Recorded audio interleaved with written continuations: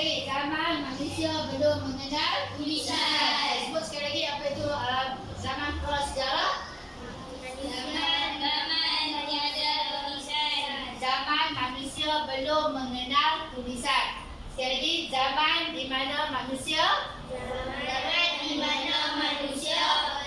belum mengenal tulisan.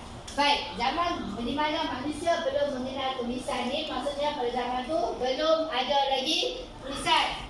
So masa tu manusia zaman prasejarah cuma menggunakan lukisan, bukan tulisan.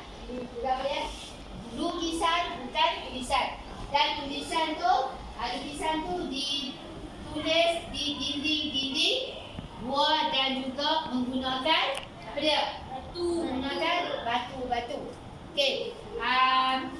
Okey, siapa yang faham maksud tadi ni, maksud apa? Maksud zaman manusia, zaman prasejarah. Dia akan siapa yang okey. Okey, terima kasih. Tengok mana. Okey, sekali lagi.